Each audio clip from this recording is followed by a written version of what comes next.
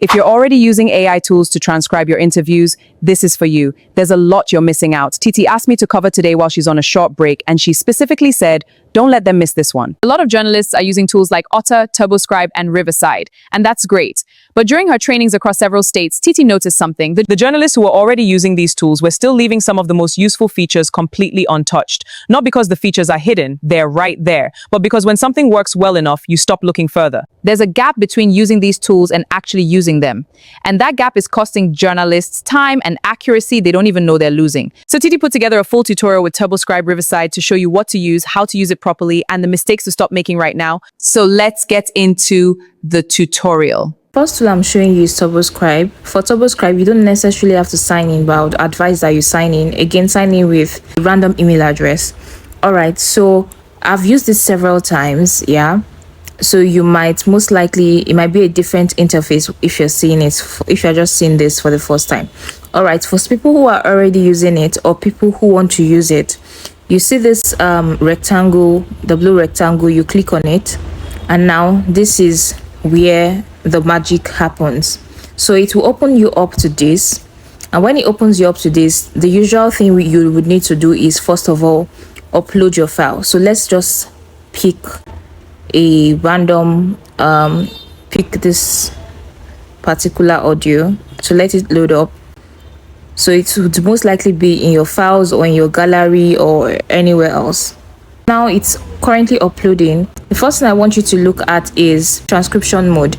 You can see here we have the cheetah, the dolphin, and the whale. So most journalists just upload and just hit transcribe without choosing a mode. Cheetah is the fastest but the least accurate. Whale takes a few minutes longer but gives you the most accurate output. For any interview you are going to quote directly, always choose whale. Where you have the speaker recognition and more settings, most people do not even look at it at all. So what you need to do is click the arrow beside it here, and then underneath it you can see recognize speaker, you can see transcribe to English, and you can see restore audio. Let's start with the restore audio. In a case where you've done a recording and the recording was done in a noisy background, this particular feature, once you turn it on, it cleans up the audio before transcribing, which means fewer errors in your final transcript. The next is speaker recognition.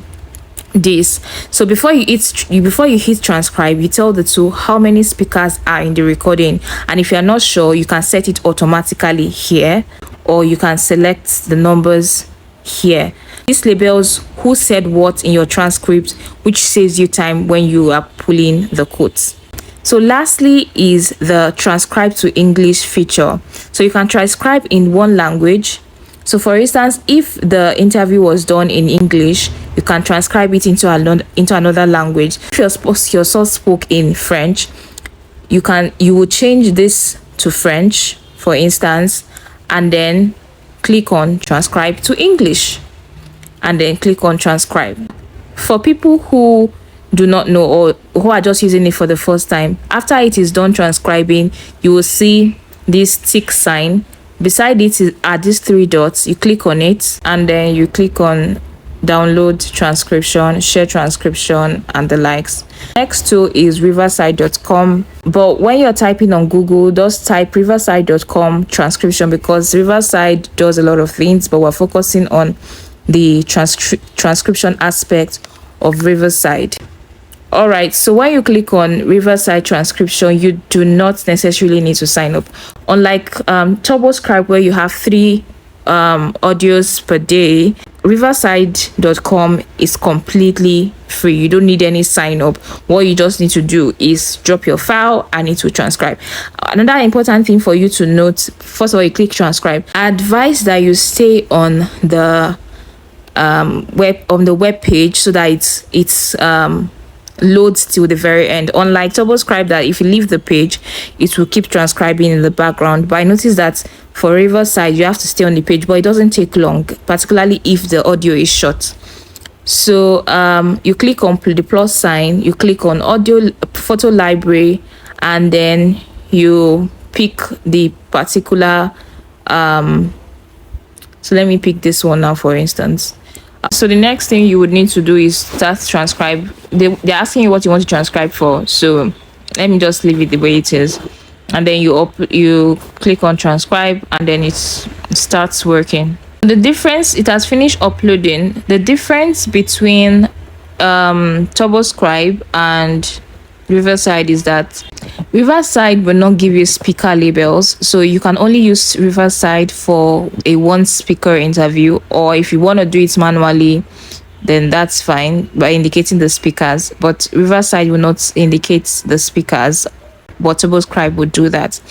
Another important feature you need to know in Riverside is the tool download format. So once you're done, this is the transcription, very short actually.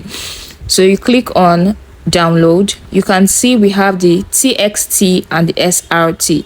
TXT is just your plain transcription ready to work with in any document format, while SRT is a time-stamped file, so it's useful if you're adding captions to a video report or a social media clip. So most journalists don't know that you can actually get both. So it's very useful, particularly video journalists or multimedia journalists who create videos and they need to just insert captions in the or subtitles in the videos. It's preferable you use the SRT or download in the SRT version. Always cross-check whatever output AI gives you, even transcription. If this was helpful, share it with a colleague who is still transcribed manually or one who thinks they already know these tools. They will thank you. And if you want more practical, newsroom-ready AI workflows, subscribe. TT puts out content specifically for journalists who want to use AI responsibly. She'll see you in the next one.